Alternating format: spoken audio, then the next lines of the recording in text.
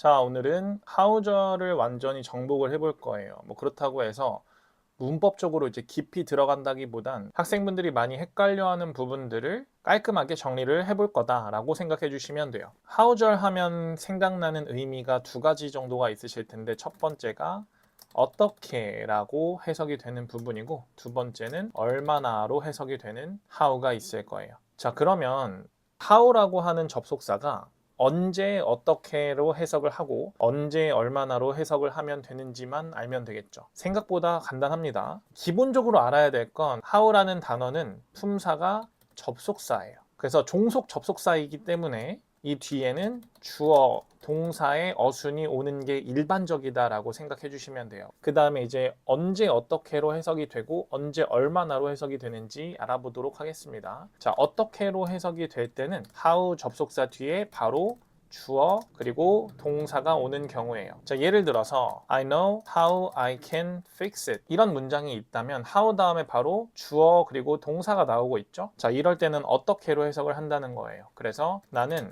그것을 어떻게 고치는지 알아. 이런 식의 해석이 되겠죠. 자, 그러면 얼마나로 해석이 될 때는 어떻게 해석이 되냐면 how 뒤에 수식어인 형용사나 부사가 오고 그 다음에 주어, 동사가 오는 어순이에요. 자, 이렇게 how와 주어, 동사 사이에 수식어, 형용사나 부사가 오게 됐을 때 우리는 이 how를 얼마나로 해석을 할 거예요. 자, 예를 들어서 I know how smart he is 라고 하게 되면 how와 주어 동사 사이에 형용사가 있죠. 그래서 이때 나는 그가 얼마나 똑똑한지 알아 라고 해석을 해주시면 되겠습니다. 부사가 오는 경우도 한번 보면 I know how fast she can run. 자, 여기도 마찬가지 fast라고 하는 부사가 how와 주어 동사 사이에 위치해 있죠.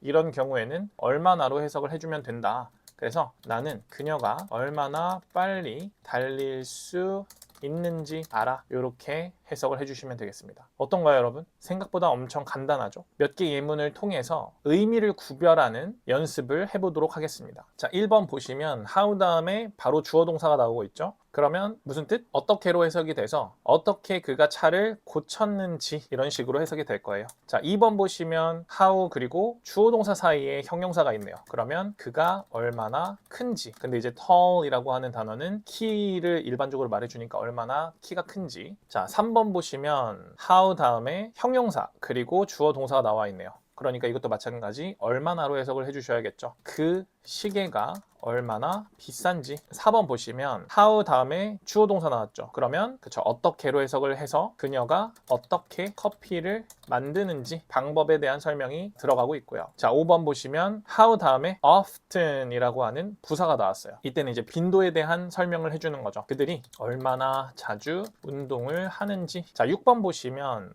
how they solved the problem 이라고 해서 how 다음에 바로 주어 동사가 나오고 있으니까 이때는 어떻게로 해석을 해주셔야겠죠. 그들이 그 문제를 어떻게 해결했는지. 7번 how 다음에 부사가 나오고 그 다음 주어 동사가 나오고 있어요. 그러니까 얼마나로 해석을 해줘야겠죠. 그녀가 얼마나 빨리 달리는지. 자, 8번 how 다음 man이라고 하는 수량 형용사가 나오고 있으니까 얼마나로 해석을 해서 얼마나 많은 사람들 이렇게 해석을 해주면 되겠네요. 얼마나 많은 사람들이 여기 있는지. 자, 9번은 how we can 바로 how 다음에 주어 동사 나오고 있으니까 방법, 우리가 어떻게 거기 갈 수 있는지. 10번 보시면 마찬가지 how 다음 주어 동사 바로 나오고 있네요. 어떻게 그 시스템이 작동하는지 이해되셨나요, 여러분? 자, 근데 여기 보시면 이 예문들이 어떤 문장으로 뭐가 뭐뭐 다 이렇게 끝나지 않고 어떤지 이렇게 끝나고 있잖아요. 그 이유는 how 플러스 주어 동사, 즉 절이라고 부르는데 이 절, 즉 how 절이 명사절 역할을 하기 때문이에요. 우리가 how 절을 제대로 활용할 수 있으려면 how 절이 명사절이다, 명사 자리에 들어갈 수 있다 라는 걸 아시면 되겠죠. 명사는 어떤 자리에 들어갈 수 있냐. 자, 첫 번째는 주어가 되겠고요. 두 번째는 타동사의 목적어, 세 번째가 전치사의 목적어,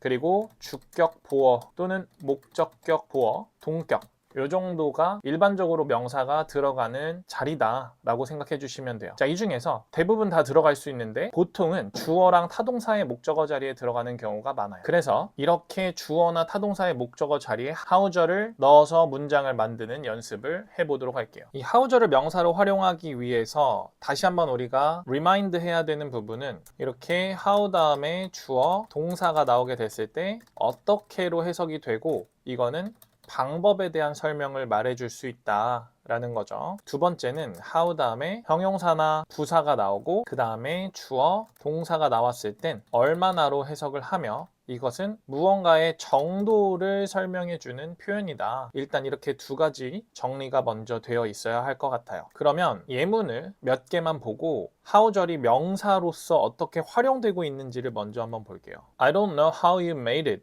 이라고 하는 문장을 보시면 how절은 how부터 it까지 이렇게가 how절 덩어리고요. 이 덩어리는 지금 know라고 하는 타동사의 목적어 자리에 위치해 있네요. 그렇죠? 그래서 우리가 일반적으로 목적어를 해석할 때 을을 이렇게 해석을 하니까 나는 모르는데 뭘 모른다? 어떻게 너가 그것을 만들었는지를 모른다. 이런 식의 해석이 가능하겠죠. 다음 문장 보시면 자, I realize how serious the problem is. 여기에서도 보면 how절은 how부터 시작해서 is까지 한 덩어리로 구성되어 있어요. 얘도 마찬가지 realize라고 하는 타동사의 목적어 자리에 위치해 있죠. 그래서 깨달았는데 뭘 깨달았다? 그 문제가 얼마나 심각한지를 깨달았다라는 의미가 되겠네요. 세 번째 문장을 보시면 how절은 마찬가지 how부터 시작해서 it까지예요. 자, 이때는 he taught me 그 다음에 how절이 왔거든요. 여기서는 동사가 사형식, 즉 뒤에 간접 목적어, 직접 목적어가 오는 구조이기 때문에 how절이 간접 목적어가 아닌 직접 목적어 자리에 와 있는 거죠. 그래서 수요 동사, 즉 사형식 동사는 어떻게 해석하죠? 간접 목적어에게 직접 목적어를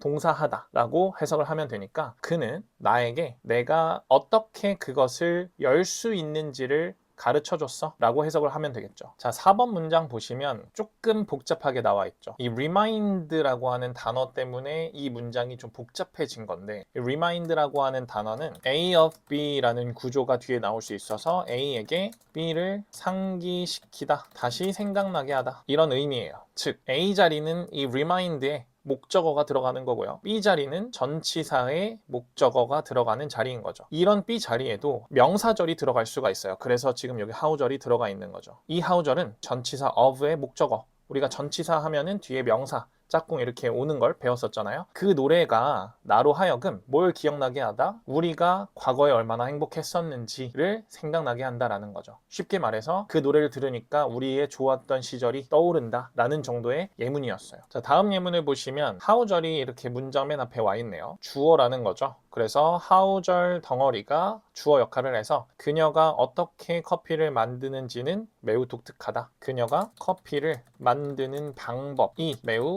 독특하다. 이런 문장이 완성이 될 수가 있고요. 그 다음에 마찬가지 여기도 how절이 문장 맨 앞에 위치해서 주어 역할을 하고 있는데 이번에는 how와 주어 동사 사이에 부사가 들어있네요. 그래서 얼마나 자주 그들이 운동하는지는 그들의 건강을 결정한다. 이렇게 예문을 만들어 볼 수 있겠습니다. how절 장문 연습을 몇 개만 해보도록 할게요. 자, 첫 번째 예문은 우리는 그들이 어떻게 문제를 해결했는지 논의해야 해. 자, 장문을 할 땐 먼저 여러분들이 주어 동사를 잡아주셔야 돼요. 주어는 우리가 되겠고요. 동사는 논의를 해야 한다 라는 내용이죠. 무엇을 논의해야 되는데 그들이 어떻게 문제를 해결했는지 자, 이 부분에서 지금 how절이 들어가게 되겠네요. 우리는 should discuss 라고 해서 우리는 논의해야 해. 이 discuss의 목적어로 how절이 와주면 되겠죠. discuss의 목적어로 how절이 온다는 것 그리고 어떻게 라고 했으니까 how 다음에 바로 주어 동사 어순이 오게 된다는 것 이렇게 알아두시면 될 것 같습니다. 그러면 how절의 주어 동사는 누가 돼요? 그들이 해결했는지 이 해결하다라는 동사를 써주면 되겠죠. 그러면 how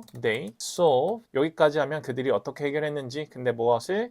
the problem 이렇게 되겠네요. 자, 그러면 우리는 논의해야 한다. 어떻게 그들이 문제를 해결했는지 이렇게 how절을 만들어 볼 수가 있겠고요. 두 번째 예문으로 넘어가서 자, 그녀는 나에게 그들이 얼마나 자주 운동하는지를 물어봤어. 마찬가지 복잡한 문장이 나와도 일단 내가 주어 동사 그리고 목적어로 무엇을 잡아야 하는지 이런 거를 미리 생각하고 장문을 해주시면 더 쉽게 장문을 하실 수가 있을 거예요. 여기서 주어는 그녀 그리고 동사는 물어봤다는 거죠. 그녀가 물어봤어. 그러면 그녀는 asked 근데 우리 ask라고 하는 동사도 뒤에 목적어 두 개를 가질 수 있는 이 수요 동사 또는 사형식 동사죠. 그래서 A, B라고 하게 되면 A에게 B를 물어봤다. 간접 목적어, 직접 목적어가 오는 구조예요. 그래서 she asked me 무엇을 물어봤죠? 그들이 얼마나 자주 운동하는지. 자, 여기서는 어떻게가 아닌 얼마나로 문장을 만들어야 하니까 how 다음에 어떤 형용사 또는 부사를 쓸지를 결정해줘야겠죠. 이 문장에서 수식어로 표현해줘야 하는 단어는 어떤 단어죠? 이 자주라고 하는 단어였어요. How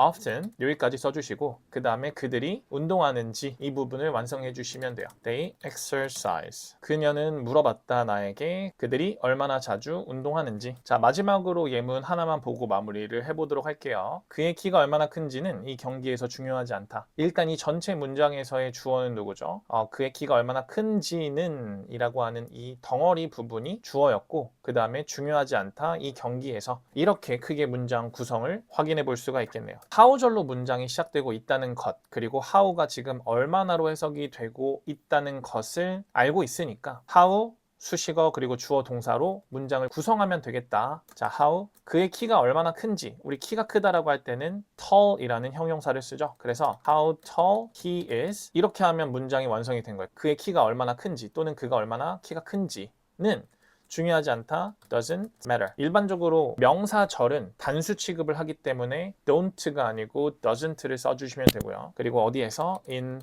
this game 이라고 써주시면 되겠죠. 그래서 이 how절이 주어 역할을 하고 있다. how절을 쉽게 이해하셨길 바라면서 저는 다음 시간에 또 how 두 번째 이야기로 찾아뵙도록 하겠습니다.